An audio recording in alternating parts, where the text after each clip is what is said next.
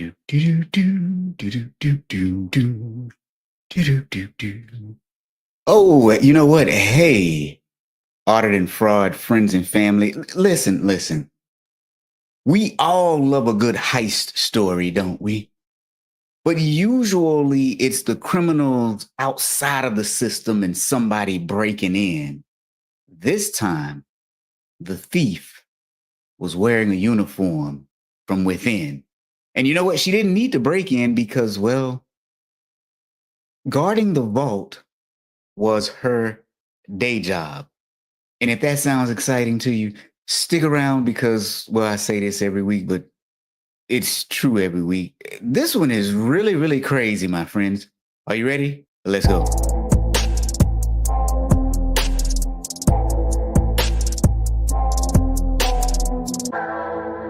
Welcome to the Friday Fraudster podcast. Join them as they discuss sad, funny, and sometimes disturbing fraud stories.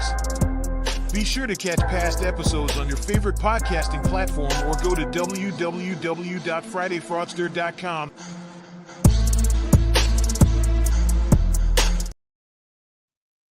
All right. So you heard the opening. Let me ask, have you ever seen a fraud that was an inside job? What was it? Because oftentimes people are breaking into systems. The inside jobs are often harder to detect and bigger in the amount lost. Now, oh, Stephanie, she's not going to be here today, you guys. She says, Happy Friday from Idaho. Wish she could have joined, but she's multitasking at work. Yeah, she messaged me and said that she was sick of being on the show already after one episode. No, I'm just kidding. She didn't say that. She didn't say that. So she'll probably be back next week. But we do have one person here today because Thomas is not going to be here today either. I guess he had something better to do. But today, something better to do. I like that. I mean, it's that little thing called work that we all. No.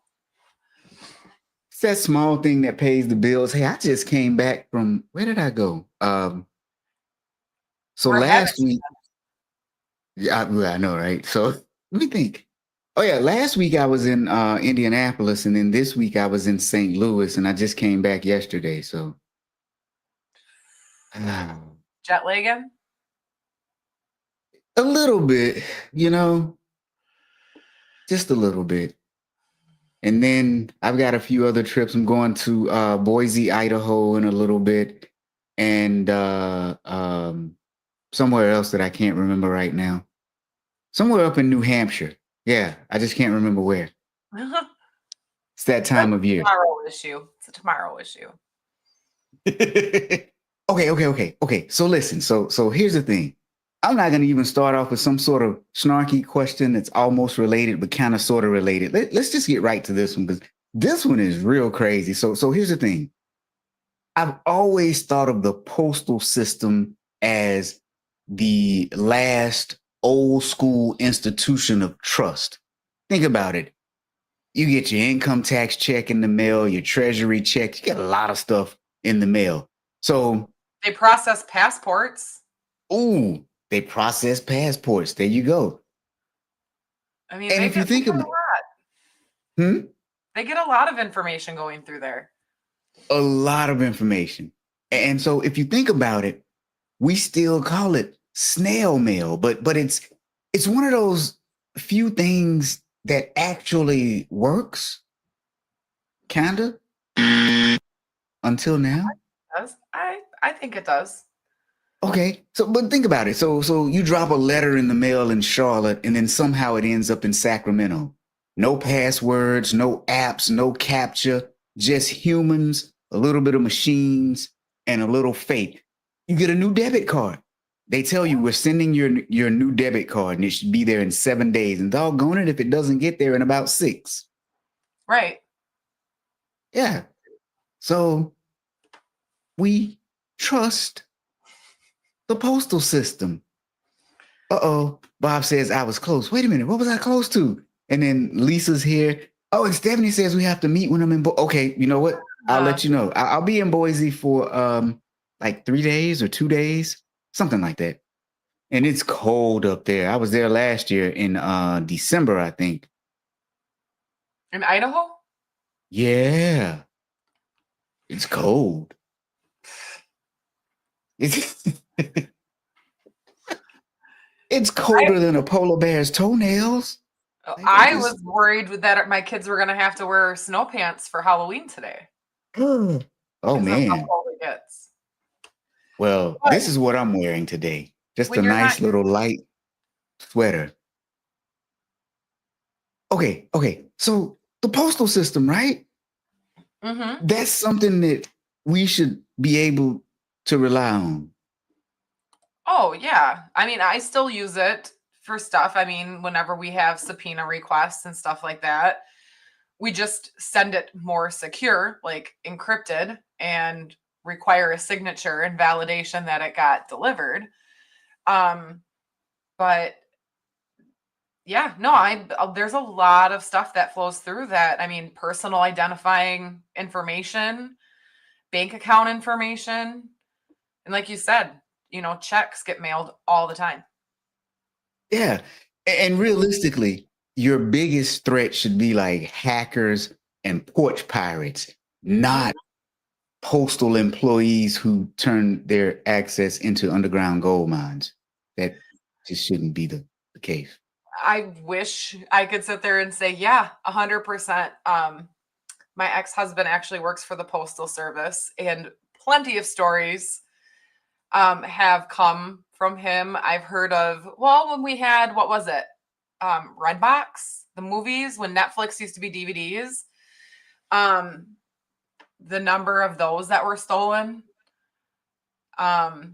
One individual he didn't want to deliver the mail. So he just brought it to his house and stayed at home and then went back, emptied his bins, never delivered the mail for weeks.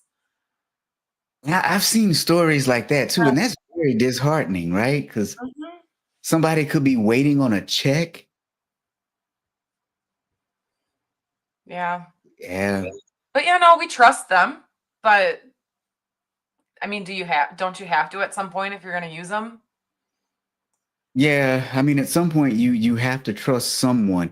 So I tell you what. So I've got a mail service. So away from the post office, a mail service that gets my mail at a central mailbox. I got two different locations.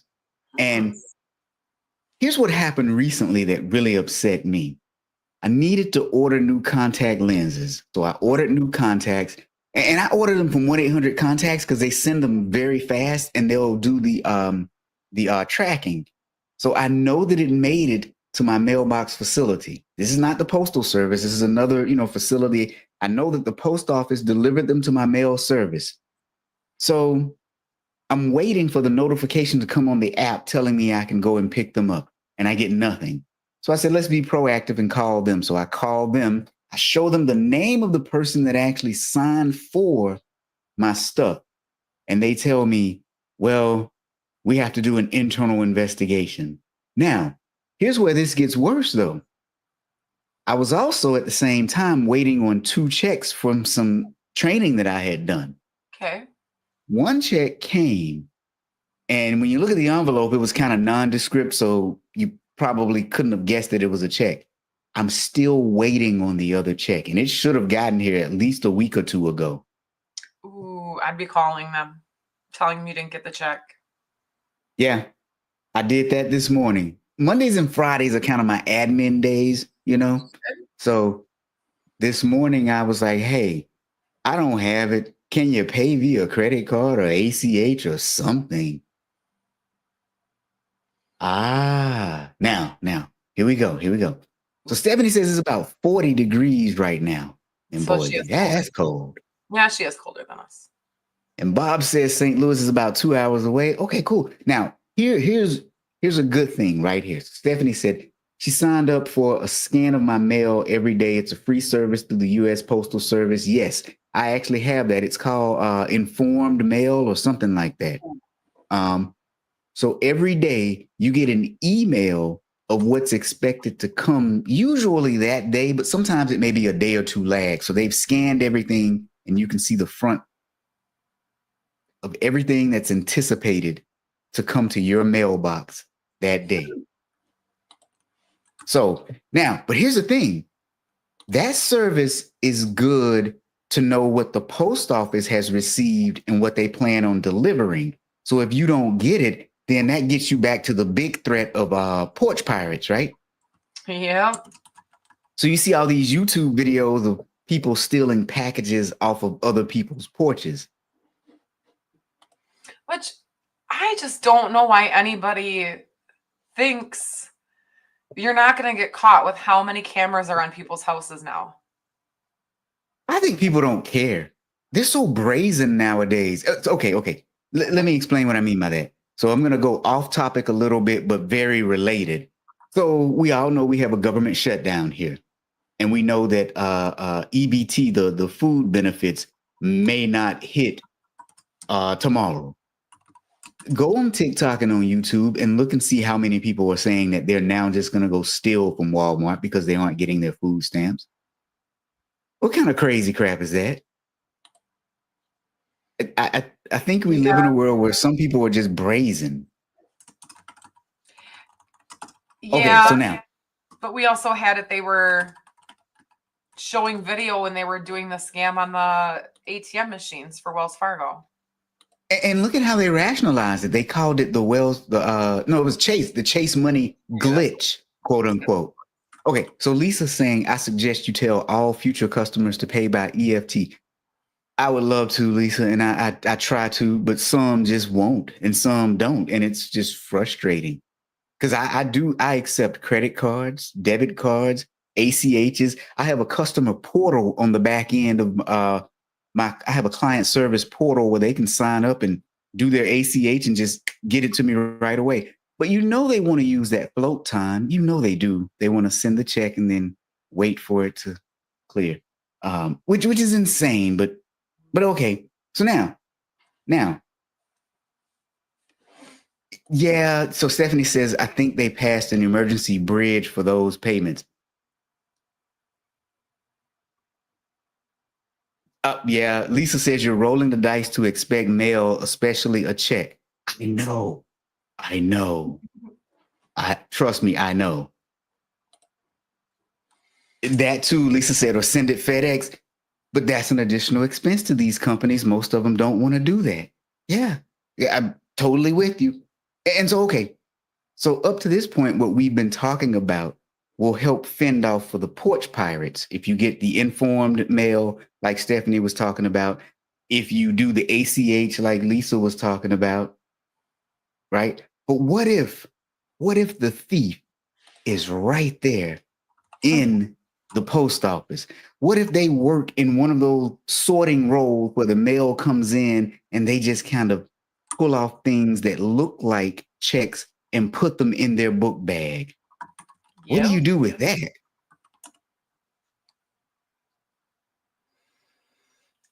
I mean, I just sit here and think it'd be hard because you have a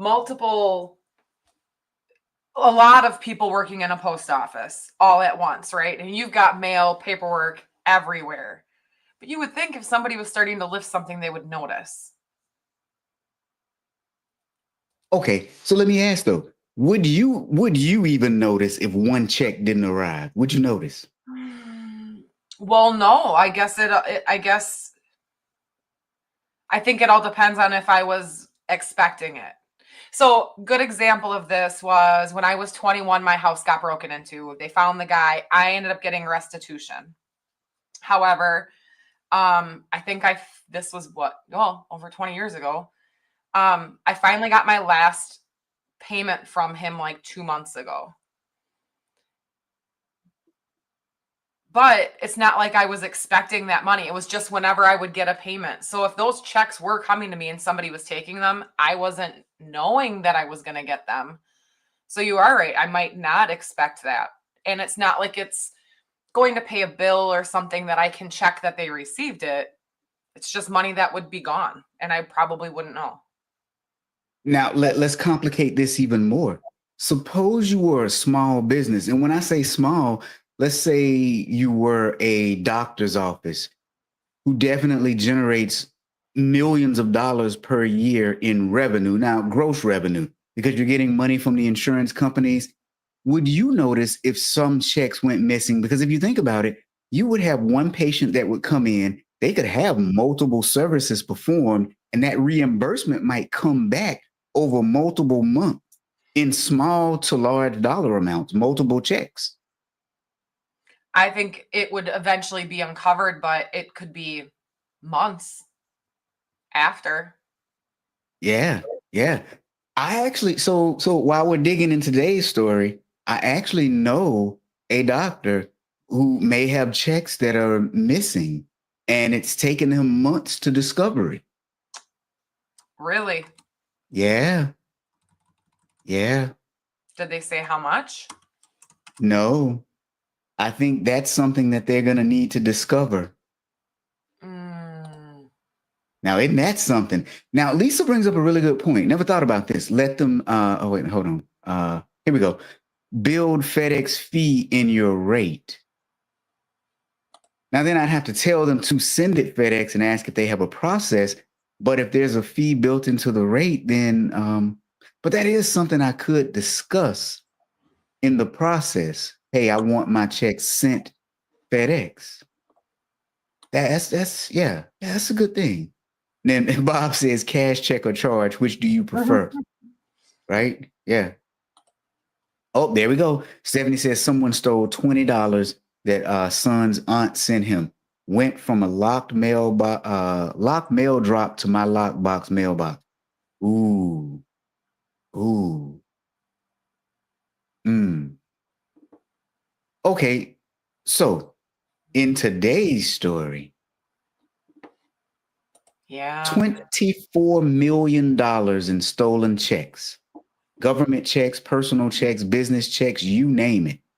She didn't just steal the mail, she stole people's financial future. Let's talk about it. Her name is Nikedra Shannon. She's 29-year-old mail processing clerk at a United States Postal Service distribution center in Charlotte, North Carolina. Now, on paper, her job was really simple. Sort, route, send. Sit down, sort, route, send.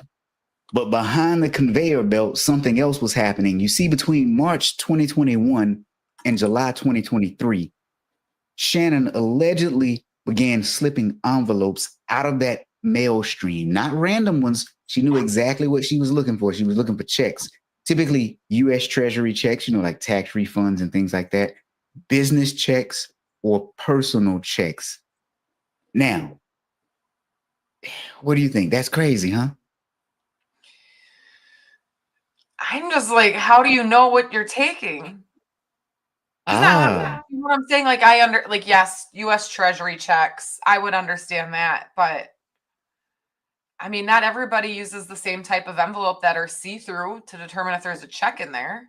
At least I don't. I make sure to have the lined envelopes, I guess. But let me tell you, some things you just know, because here's the deal. And you know this, you work for a credit union. You guys probably outsource your bill pay through your online banking platform. You do know when they send those out, it says bill payment processing center right at the top. Yeah. So, and treasury checks aren't hard to spot. They say U.S. Treasury Department. I think it's the window of the envelope that shows you the color of the paper behind it, tells you if it's a check. Sometimes, yeah. Yeah. And a lot of times it's just the address, because like the IRS, a lot of their checks come from a specific address when you get tax refunds. I guess. I mean, if I have Discover card on my outgoing mail, you're probably knowing there's a payment in there. There you go. Although I'm surely hoping that most people aren't mailing checks nowadays, but there still are a few people who do. Mm-hmm. Yeah. So how many did she take a day? Like, is she walking out with a wad of envelopes? So here's the deal. She was actually putting them in her book bag. and then taking them to her boyfriend. Now, here's where it gets interesting to me, though, because ideally, and Bob has got it, pick and pull, pick and pull. Yeah, you just pick and pull. I'm just So imagining her sorting and going, yep, and just doing that. yeah, here's what's interesting. So while we're here, let's talk about some controls, though. How in the world did you get them to your book bag? And let me explain. So I've got a parallel for you. So, I was a chief auditor in healthcare, and we would go in and we would audit the pharmacies in hospitals. And one of the biggest things that we would look for is when you're on the floor in the pharmacy room, no purses or book bags. They had to be stored and locked away in another room. So how in the world would she be able to get a bunch of checks off the sorting floor and into her book bag? Nobody was probably making sure the controls were in place. Or everybody was that oblivious, or did she like hide them in her outfit until she was able to go back to the room that had her book bag in it? I don't know. Like I said, my ex-husband, he works at the post office. He does a rural route, so he doesn't have to wear a uniform. So he can wear t-shirts and shorts to work. I don't know. I mean, do you think all post offices follow all of their rules that they're supposed to? Oh, absolutely not. So my guess is either she was very selective and only grabbed a few and kind of stuffed them in her shirt, or she was allowed to have her book bag on the floor. Now, Bob is saying there should be fewer treasury checks via mail as of the beginning of October. Yeah. And then Stephanie, most banks have an alert process when multiple government checks get deposited into a single account. Good point, but here's where it gets sticky. We'll talk about that in a minute, because Lisa says your customers will check box, bill to recipient for FedEx. Oh, to get the FedEx, and then FedEx will bill me for it. Thank you, Lisa. That's a good tip. I like that. Okay.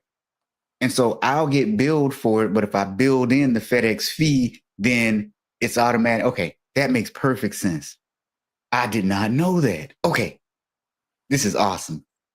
So, okay, let's get back to Stephanie's point, though. Most banks have an alert process when multiple government checks get deposited into a single account. Mm-hmm. Well, from what we can tell, they weren't actually cashing those checks. I think that's what kind of floored me about all of this.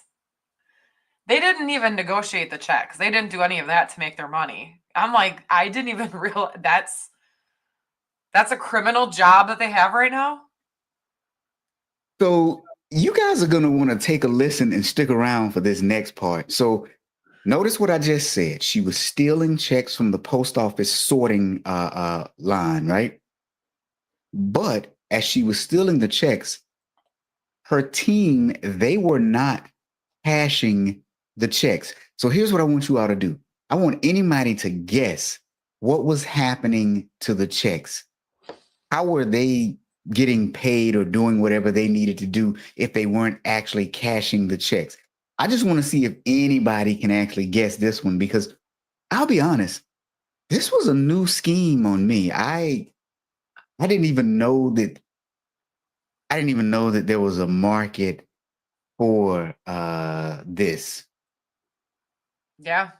Oh, yeah. So, yeah, Bob was like, just like Andy got rid of all that dirt on Shawshank Redemption. By the way, if you've never seen Shawshank Redemption, you have got to watch that movie. One of the best movies of all time, right? See, exactly. Lisa's got it. She said, when I worked at Foulness Basement in Boston, we could have clear see-through bags, plus we went through security. Yeah. Either see-through bags or no bags at all. But how did she get those checks off of the line? So now Bob is saying they resold the checks. Okay, Bob. Okay. So now let me ask you another question to follow up with that. If they resold the checks, how did they do it? Who did they resell them to? Is there a black market for stolen checks? Tell us, Bob, what do you think? Now Shri said cashing the checks with the friend inside or changing the name on the check. So now check washing, changing the name on the check, right? That was a big thing back in the 90s, maybe even the 2000s. Shri, that is not what they did. That's what I would have thought, right? Now Stephanie is saying ID theft. Now see, that would be smart too, right? You do identity theft and then cash the checks under somebody else's name. But remember, Stephanie, I said they did not cash the checks. So that's not it either. Now Carrie says using the account and routing numbers on the check. Now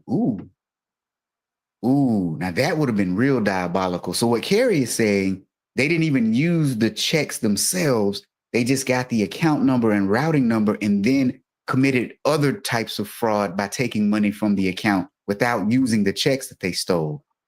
That actually would be almost kind of smart scheme. But that's not what they did either. You're loving that buzzer today, aren't you? Oh, I'm having a great time with it. Now, Lisa said selling on the dark web. Oh, boy. So let me just say, Lisa?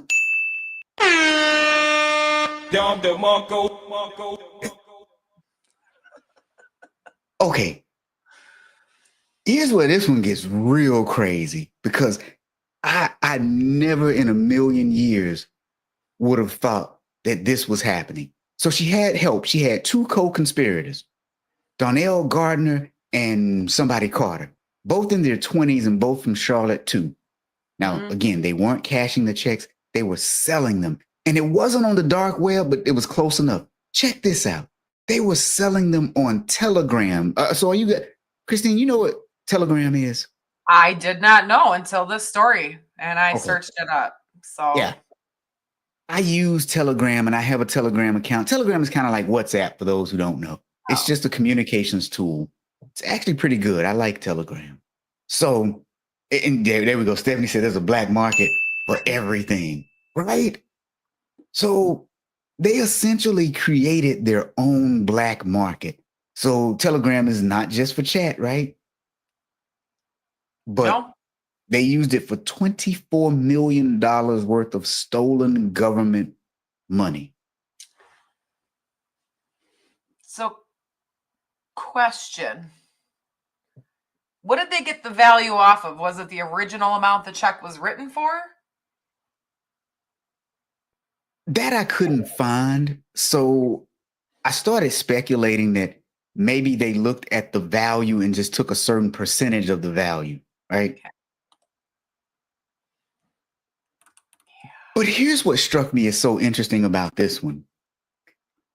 So you had 2 to 3 different levels of thievery here, right? Because the first young lady stole the checks from the post office. That in and of itself is a crime. Then they sold the checks to someone else. That obviously is a crime. And then those people had to then turn the checks into cash, which created yet another crime. Yeah.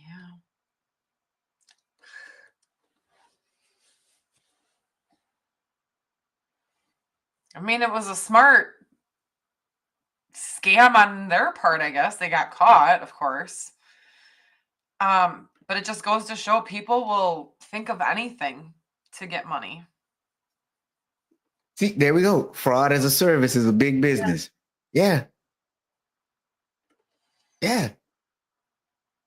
This one got me. Okay, so let's talk about how it was discovered and how it unraveled. So by mid 2023, investigators had started noticing something strange. So treasury checks, back to Stephanie's earlier point, were popping up online in batches, the kind only seen inside the U.S. Postal Service facilities. So each image had one thing in common, and that was the Charlotte postmark. So when the IRS began investigating, along with the U.S. Postal Service's Office of Inspector General, they joined forces on this one, they found, well, Shannon's digital footprints. So not just on the mail, but her online activity too. So $12 million of the stolen checks had been posted for sale on Telegram, and another 8 million in U.S. Treasury checks were traced directly to her station. See, it just takes time and they'll figure it out because they're tracking everything. Yeah. Well, but here's the thing, though. It took them almost 2 years to find out. And from what I can read, the only reason they really found out was that someone noticed that her mail bin, her literal stack of envelopes, was always coming up lighter than everybody else's. Oh, see something, say something. Yeah. Yeah. Oh, wait a minute now. Bob is saying, see David Mayman's work, and you can follow him on LinkedIn. Wait, is he doing fraud as a service, Bob? Bob, what is he? What is he doing? Is he doing fraud as a service?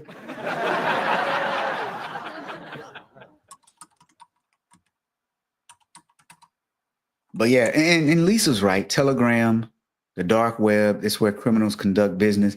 I swear, every week somebody's adding me to a Telegram group for Bitcoin, and I have to delete the group. It's nerve wracking.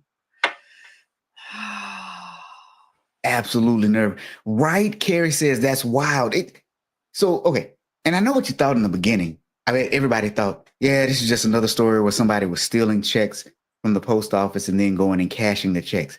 That Telegram piece, though, that part got me. I'm sitting here reading it and I'm like, oh, yeah, we got to do this one. This is crazy.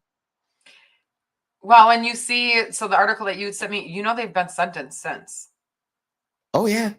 Oh, yeah. They have been sentenced. Yeah. Yeah. Because what was it? Talking in our credit union, forums and groups and stuff. And there's individuals in certain areas that are seeing an uptick. They're talking about, hey, is there anybody else having issues with checks being paid to Discover, not reaching Discover? Like, we've got multiple individuals that are stating that. And somebody in there asked, do you think somebody at the post office could be stealing the mail? And I'm sitting here in my head going, yep. And the story that we're talking about, when did this happen? Back in 2023? Yeah. Yeah.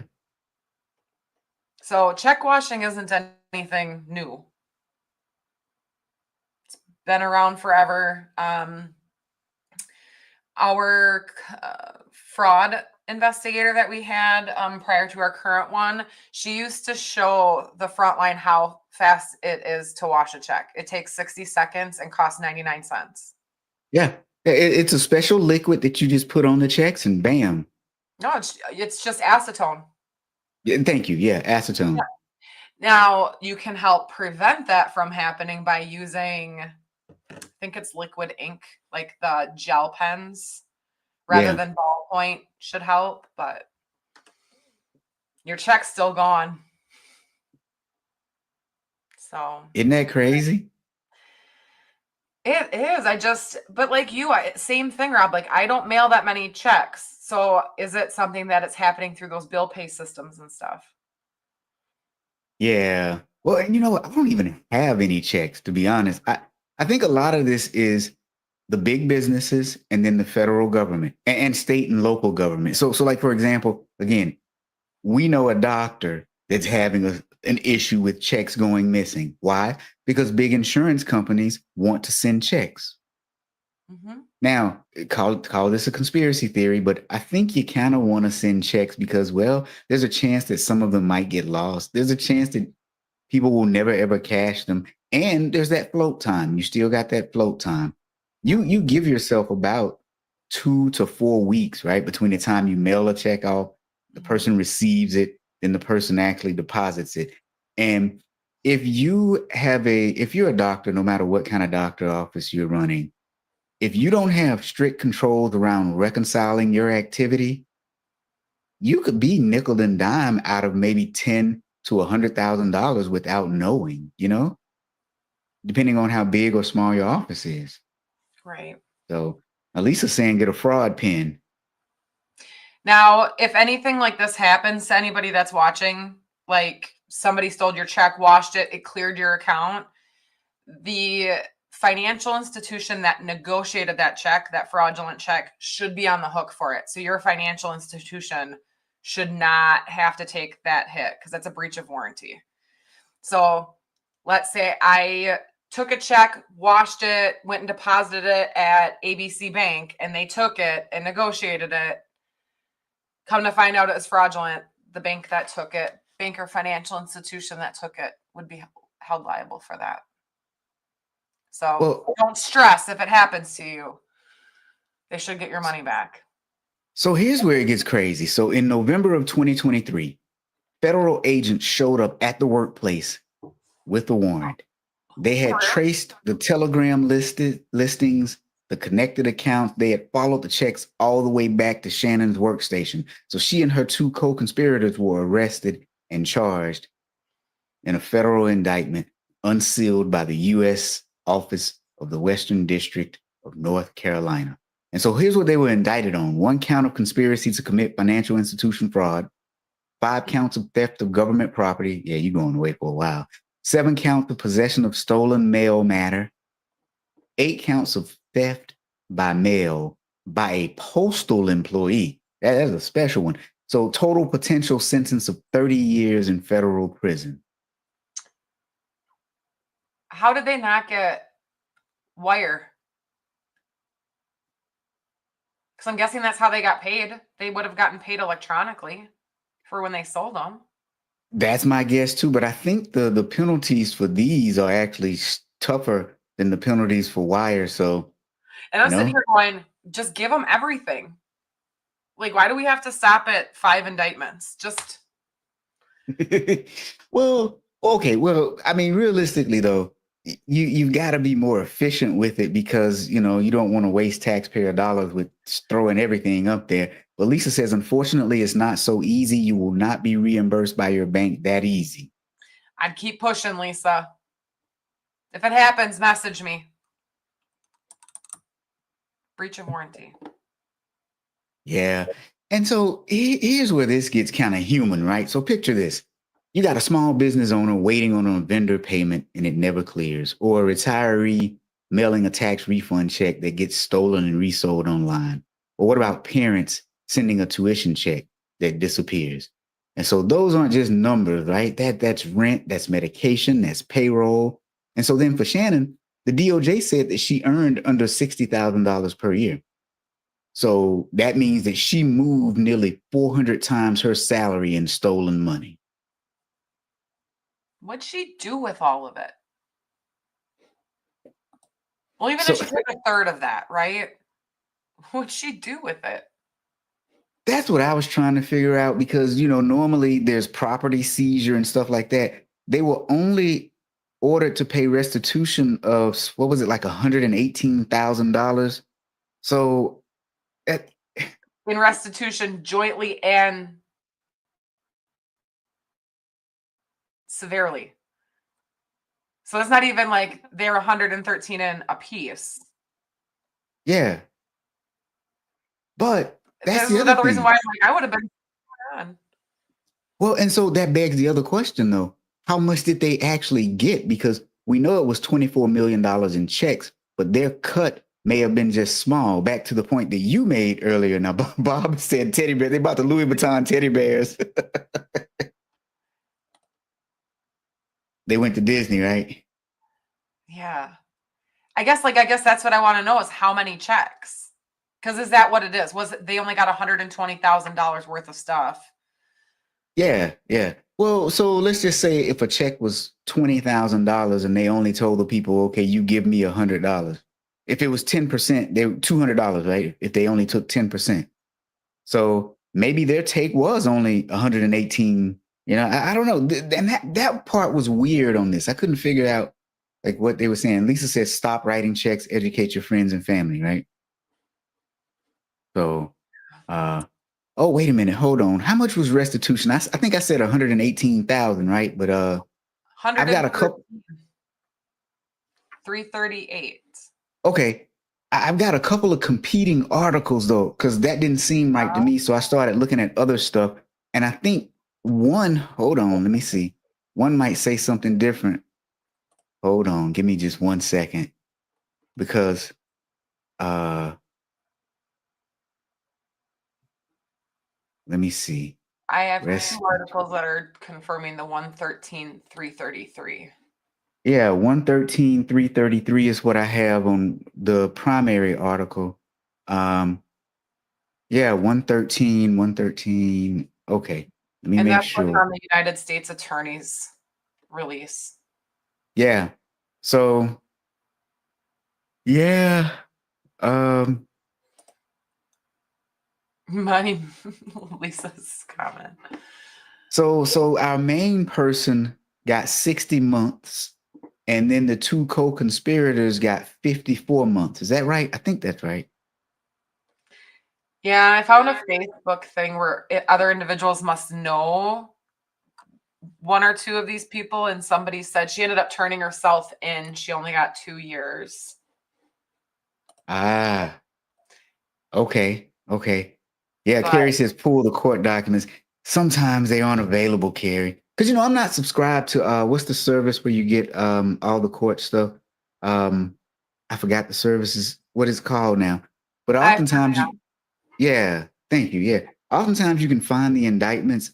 I searched high and low for this indictment. I couldn't find the indictment nor the court documents. Um yeah.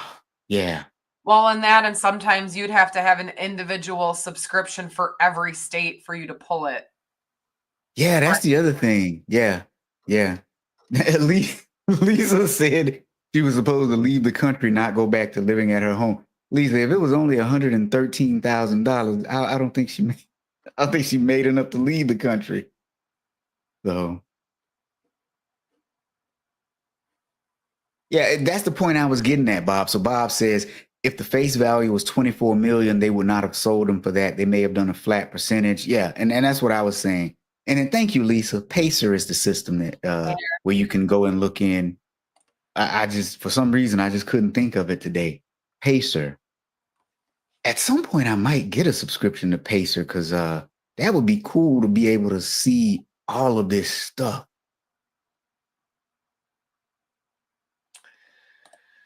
And they're just so young. Hmm. Like that's been on there forever. That's So get this too. Another turning point in the case is when investigators say that a batch of stolen treasury checks turned up in unrelated identity theft cases, right? All tied to the same Telegram usernames.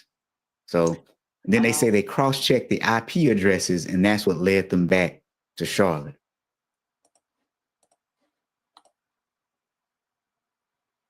I'm just sitting here and thinking, if that one employee wouldn't have noticed about her mail being short, how much longer would it have gone on?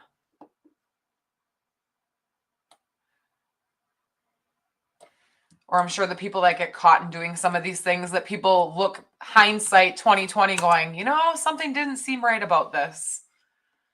Yeah. Well, and think about this too. This wasn't a tech issue. This wasn't an AI issue. This was straight up just a human issue. Yeah. Oh, wait, Lisa's saying Pacer's not that expensive. Really? I thought it was like a couple $100s a month. Well, wait a minute, hold on. To some people, that might not be expensive. Let's see. Lisa. Oh, how much is Pacer? Let me check this out. How much is Pacer? I'm very curious now. Well, I found one of their Facebook pages. Oh. Took her mom out to eat for Mother's Day and got her a Louis Vuitton bag. Really? Hold on. Wait, you got to share this. Let's see this. But keep in mind, don't know if I want to display it because I am correlating Gotcha. with another story. So they have pictures on one of the stories of one of the girls, and it's the same picture that's on her Facebook. But then that's going to be me relying on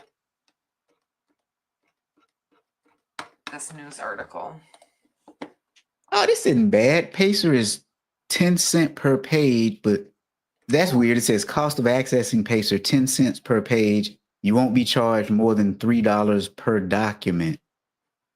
But that's so why are we doing pages in the digital? Okay, you know what? It just again, Why are you charging me per page when it's digital? You're not printing anything off. look. Now it's pacer.uscourts.gov, so it's our federal government at work. I mean, just saying it. Because so back in the day, they used to charge you per page to actually print it. So Carrie makes a good point. This is why having a solid control environment is so important. But here's the thing too, though. So I mentioned earlier, let's go back to what I said earlier. If you're a small to medium-sized business, an SMB, right, you should be tracking what payments are coming. And I will say, for certain businesses, especially in the medical profession, it's very difficult because one patient could have several different procedures that you're getting reimbursed for across multiple time frames. And if you aren't reconciling your activity for each individual patient, you will never know if you miss out on a little bit of money here and there. So I know, like, again, I was a chief auditor in healthcare.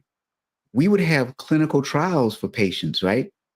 And so that clinical trial money came in, it would come in throughout the course of years, and it would come in dribbles because you might have one service that was performed, one medication that was given, you know, Yeah. and so you get reimbursed different amounts over different time periods.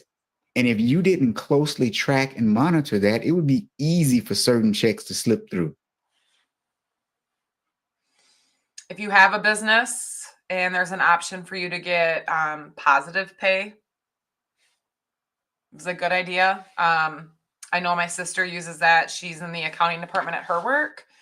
And she says it saved a lot because they would get mail stolen out. She'd have checks because they're not a huge company, but they'd be paying vendors via check and it would get stolen right out of their mailbox. So when that lost check tries to come through, now she can see not just how much it's paid for, but who it's payable to before she releases it. That's the other thing. A lot of people who use the online bill pay service, they don't know that if they can't send that money ACH to the other party, they actually do send out a check. So you Yeah. may be sending checks without knowing it. Yeah, and Lisa says you need a good bookkeeper for AR. Definitely. 100%, especially in healthcare. Especially in healthcare. Okay, so let's see. Oh yeah, wait a minute. Did we talk about oh yeah, we did talk about what their sentences were, Did we say right? how much time they're sitting? Because I don't think it's enough. Uh I think what did I say? The one girl is getting 5 years, I think. Oh, yeah, you Hold did. on. Yeah. So the main one that worked at the post office is getting the 60. Yeah. And then the others are getting something close to that, like 3.5, 4 years, I think. I mean, I guess is 5 years enough for that? They're serious charges. I don't know. You what do I you mean, I guys think? understand it wasn't a violent crime.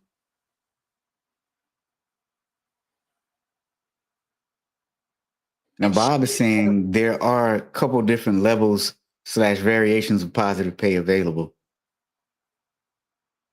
thank you, Bob. Fair enough. Yeah, fair enough. Yeah, and I'm sure there's many different things that you can turn on and shut off on those things. Technology's been pretty cool lately. Yeah. Well, I tell you what, this one. So, okay. I know every week I say this case is crazy, blah, blah, blah. But this one really got me because, yeah, we know that people steal from the post office. It happens. What do you do?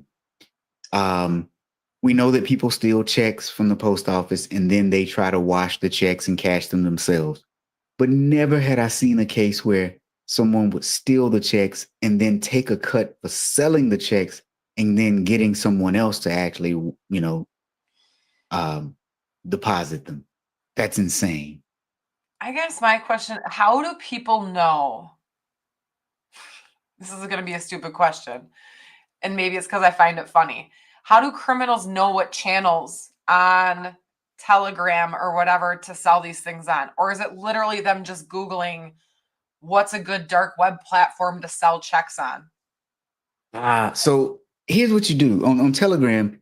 You create your own channel, and then you start inviting people to your channel. Okay. Yeah. You create your own channel. Now, Matthew says, but you need to have a payee and an amount to do positive pay. Yeah, and Matthew, I was looking at it from the perspective of you're writing checks as a business, having that positive pay would help you align it. You're correct, and that wouldn't help in me expecting a check and not knowing somebody stole it. Yeah, and Lisa's saying the courts used to give 12 months or less. Now they're giving longer sentences, such as this. So this is longer? Okay, yeah. And then Lisa says, welcome to the fraud world. It is different, isn't it? Like it, and you know what? So here's what I find very interesting too. A lot of the younger folks don't necessarily view the things that they are doing as fraud. They view it as them getting what they deserve. And I'll give an example of what I mean by that. We talked about the Chase money glitch earlier. How in the hell do you call it a money glitch? It's fraud. It's stealing. They would call it a money glitch because you would put a random piece of paper in an ATM and it would give you money that is not in your bank account. It's not a glitch. That's fraud. And when they do their reconciliation, they'll find it. You should have seen TikTok. People were talking about, we've got this Chase money glitch. You've got to try it. And then months later, they would come back and say, I got arrested. Don't ever do the Chase money glitch. Well, no, Sherlock. What do you mean? It's like the conundrum if you were driving down the highway and there was an armed services car that like crashed and money blew everywhere, what would you do? And it's usually like I'd go out and pick up money. I'm going, I ain't touching that. They come after you. Well, and you know that they know the serial number batch. So at some point, it might take a while to find it. I mean, it's not like we're DB Cooper here because they still hadn't found DB Cooper, right? You know who DB Cooper is, right? Oh, you got to look up DB Cooper. So a while back, apparently he had one of the biggest bank heists of the time, and he jumped out of a plane, and he was never ever found. And neither was They the assume money. that he's dead. Yeah, they assume that he's dead. And so Lisa's saying criminal minded know other criminals. Plus, all the fraudsters are on TikTok. There you go, TikTok and Telegram. Yeah. And then yeah. So okay, Matthew. So check this out. So Matthew's saying, "I do love Catch Me If You Can." Frank Abagnale. He thought checks would be gone by now. Matthew, have you heard that they're now saying that Frank Abagnale probably didn't do the things that he said that he did? That he may have made that up, and so now he's conning the government by working for them because he didn't really do what he said he did. Yeah, we had a presenter on that, didn't we? At Joe's Yeah. fraud seminar. Yeah, at the fraud retreat. Yeah. Yeah, there you go. Yeah, they call it a glitch. Yeah, it's the money glitch. Yeah, it's fraud. It's not a glitch. What the heck? So I mean, now I guess 5 years. I'm sitting here thinking, I guess 5 years, I can understand that. Because at first I'm like, how? I'm glad you clarified it. Because I'm like, how? Okay, yeah, I'll sit 5 years to make 24 million and only have to pay 113 back. But right. now it makes sense. They didn't get the 24. It's whatever they made off of selling the check. So maybe 5 years for $113,000 is not worth it. Not at all. Well, and then wait, that's 113 between 3 people. Right. So if you think about it, that was just bad decision making. Yeah. They're young. So Lisa says, I tell folks auditors come in at the end, may take 2 to 5 years, but we coming. Right. Yeah. I mean,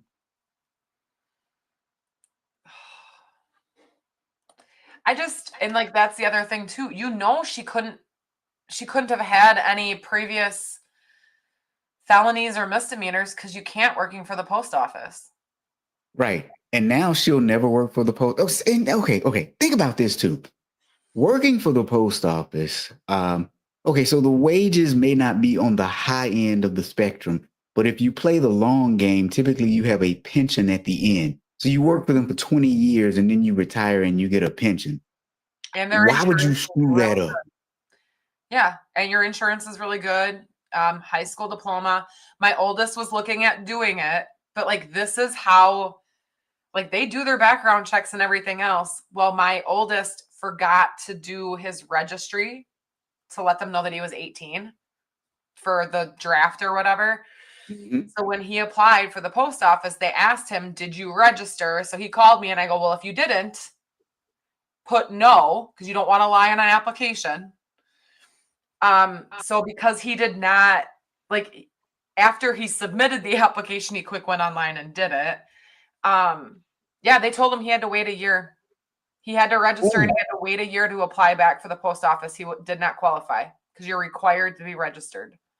Yeah. Okay. So for people who don't know, she's talking about selective service. If you are a man in the United States, as soon as you turn 18, you have to register for the selective service. And what that is if there is a war, you could be drafted to go to war. Now, if you don't register, there's some severe consequences to that as well, such as well, not being able to work for the federal government, such as having your license revoked or not being able to get a passport. And in many instances, you could go to jail for not registering for the selective service. But once you do register, because I was reading it, because I'm like, oh my gosh, how much trouble is he in? Once you register, like it kind of like they're like, oh, we're gonna wipe your slate clean. It's not like they Yeah, come after you because then you registered. They sit there and go, okay, you're good now. right. So it's just one of those things. Once it's done, it's done. But if you don't do it, oh, buddy. Now, Bob is saying, I knew somebody named David Cooper with the middle initial B used to get pulled aside every time he flew. Okay, so now that one is funny because I mean, if you were DB Cooper, why would you still use the same name? Like what? Why would you not change your name? Maybe he thinks it's a cool party trick. When he Uh-huh. said his name and everybody's like, no, it's not. And then he pulls out his driver's license. See, I told you. True. Okay, so now if you missed today's episode, it's crazy because what we had was someone working in the postal service, the sorting unit in the U.S. Post Office, and they stole checks. And normally, when people steal checks, they try to cash them themselves. But no, not these people. They stole checks. They created a Telegram group. So, Telegram is an online messaging platform similar to WhatsApp. They created a Telegram group where they resold the checks on the black market, and they only took a percentage. And so it was what we know, three of them, one person in the sorting facility and two co-conspirators. The two co-conspirators were in their 20s, early 20s. I don't think I was able to find how old the primary worker was, but um, they stole 24 million worth of checks, but were only required to pay restitution of 113,000, which leaves us wondering how much did they really get if your restitution was only 113? Because that's not a lot of money between three people to ruin your lives for. And and they are going to prison for one person for 5 years and then the other two for about 4. So that's a big L, right? Yeah. No, I think she was around the same age. So I think when she got sentenced, she was 30. So she was 30 last year. Okay. Matthew says, is there a part of the fraud triangle for sheer boredom? Post office has to be so bored. You know what? That should have been her defense. I only did it because I was bored at work. So don't come after me. No, I'm wondering if they're gonna continue going down this whole like, are they gonna try finding where these checks, do you know what I'm saying? Are they gonna keep going? Finding who purchased the checks, then negotiated the checks. Like, are they gonna just keep unraveling it? I think they may have already gone down that rabbit hole, and we'll see that indictment come out next. Yeah. I think they've already done the work. Because to the point of your question, why would you just stop here? You know, Yeah. because if you think about it, if they were able to trace the IP address from the telegram, trace the checks back to her, especially the treasury checks, right? $8 million worth of treasury checks. You know what account they were deposited into. You are the federal government. All you have to do is work with this Department of the Treasury, and you've got the bank account and routing numbers to where they were deposited for Right. 8 million of the 24. Yeah, it's just how, I mean, I'm guessing that's going to be a lot of work tracking that down. But if you want to try and get your money back, Yeah, I mean, at this point, they've already got that information, and I can guarantee, well, I can't guarantee you, but I can bet that those indictments will be coming out soon. Oh, now check this out. Here's Nicholas DeVito. Thank you, Nicholas. Nicholas said, amazing public speaker. Enjoyed listening to you at our fraud conference in Hershey. For those of you who don't know, I was just in Hershey, Pennsylvania. I did the close, no, wait, did I open I opened the conference. I did the opening keynote. That's a shame. I don't remember it. It was just a week ago, right? I did the opening keynote speech, and it was my one of my signature keynote speeches. It's called The Honest Auditor. When telling the truth at work hurts. So if you are an ACFE chapter or an IIA chapter or just anybody dealing with fraud and you want to hear about some fraud, some cases that I had to investigate when I was a chief auditor, call me up. I think it's a great presentation, and apparently so does Nicholas. Thank you, sir. I really do appreciate that. This is how I get most of my business is through referrals. So yeah, I was in Hershey, Pennsylvania doing that keynote speech, and I had a great time. that's good. So And thank you, yes, sir. I agree with you.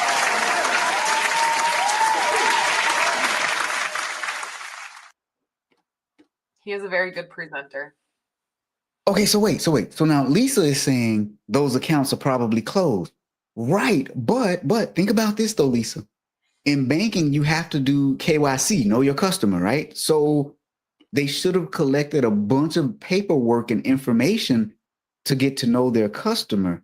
And so now we might unravel some type of identity fraud, but at some point you should be able to find those perpetrators.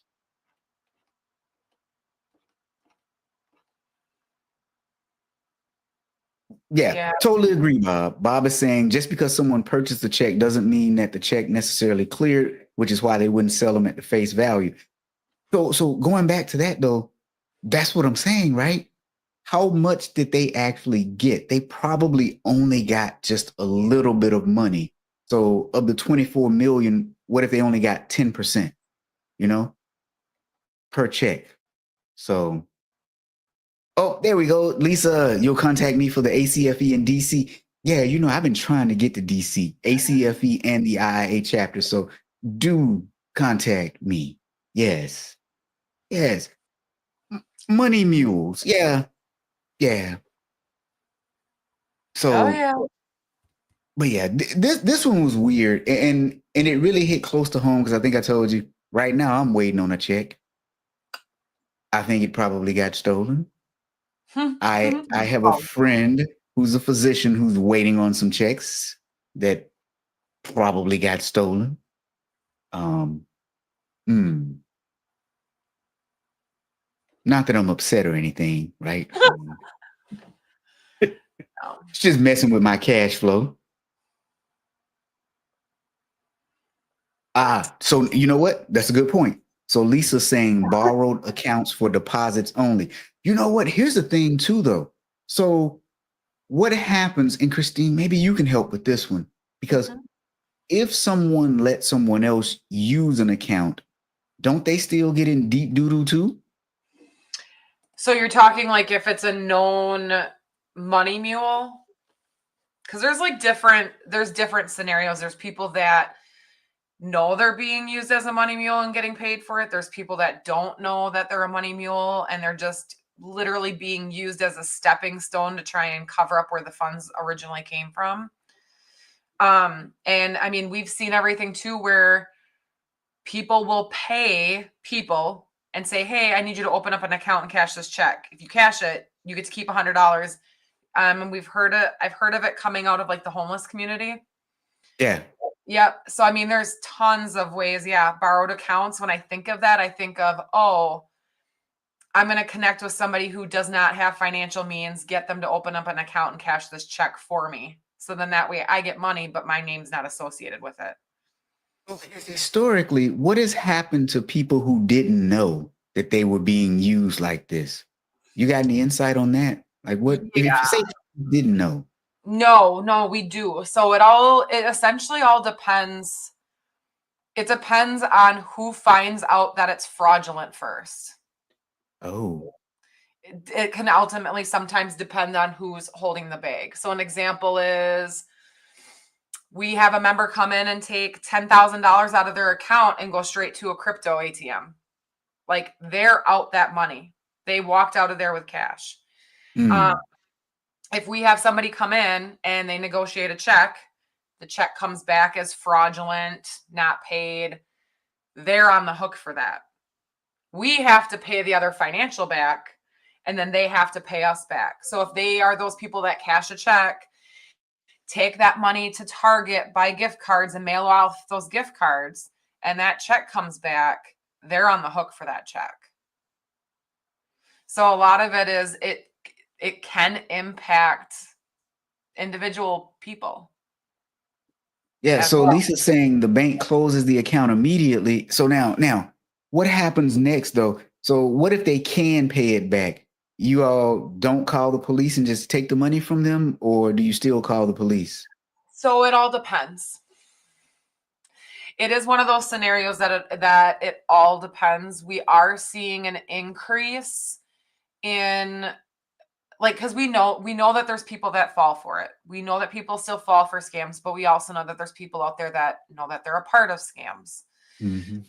So depending on your financial institution and your internal policies and procedures, I know if we take a loss, we will file a police report that we took a loss, even if we don't know the suspect. And we are seeing an increase of individuals that are being brought in, not just from us, I should say that, but financial institutions nationwide that are starting to now report the victims as well, because we're noticing that these individuals keep on getting brought in on these mule things that are being a part of it and don't know how to explain it without being like too, this is what we do. But it is something, we're seeing the repetitiveness. There's certain people that do constantly fall for scams and everything else. And we need to be able to identify that, because every time they open up an account, there's another risk of loss, and it's money that's being taken out of, insurance and other members on the account. So, but yeah, Lisa's right. We close bank accounts immediately. I know that we also have it that if there's fraud conducted on your account, you could end up losing your account. You could be forced closed and not allowed to have certain services. I think that's pretty normal for the industry as well. So. Ooh, wait, so do you get put on some sort of naughty list where banks share that information, or is it just for your financial institution? Just for our financial institution. But let's say, so an example could be somebody has constant debit, like fraudulent debit card transactions, right? And then let's say within 3 months, we've given them 5 new cards because of all this fraud. We can say we're not giving you a debit card anymore. Like we can start pulling back those services and products if they're being used outside of the agreement of our terms and conditions. So if you're using it to funnel mule money, like we can stop and say, no, we're not doing a wire transfer, or no, you can't have a checking account because your checks keep getting stolen. But it's nothing. I don't want people sitting here and thinking that we just do that. You'd be well aware of it. You should be well aware of it well before that would actually happen. So did I give Wow. you a little insight? I mean, there's a lot. It's always moving based on new frauds and new things that we're seeing. And just when you think you have your head wrapped around it, there's a new scheme that comes up that now you're trying to figure out how do you get ahead of it. Yeah, yeah. Oh, wait a minute. Now, Stephanie is saying they share it through checks system. So banks work together and share. Oh, wow. So check systems is a way to determine if so Stephanie's right. Let's say somebody did a bad check and we ended up having to pay for it. They never paid us back and we charged off their checking account. It can get reported to check systems. So whenever they go to open up another financial account, a checking or something like that, if that financial institution uses check systems, they run the report on you and it'll show any financial institution that reported charged off checking account activity. So is checks just for banks, or can small businesses use it if they are vetting people thinking about opening up accounts for them? I don't know. Leave it to me to ask the question, right? Stephanie might know. See that, and that's what I'm wondering. She said it's like a credit score for your bank history, but if I'm a small business and I'm thinking about extending credit to someone, would I have access to it too? I'm assuming not, but you never know, right? I don't know. I mean, checks has been around forever, it feels like, but I've never worked in an industry outside of financial institutions. So it's Hmm. CHEX systems, if you want to look it up. Okay, so Stephanie's not sure. See what you missed today, Stephanie? Oh, Yeah, Lisa said. Lisa's saying financial institutions only. That's what I'm thinking. Yeah. Now we are starting to see a lot more charges of individuals having an attempt to defraud a financial institution. Ooh. We're seeing that being on some individuals' charges. So we've seen that a couple of times where we've had cases of fraud and then we search the individual up and yeah, they've had previous charges for trying to defraud a financial institution. Hmm. So we are seeing that. Wow.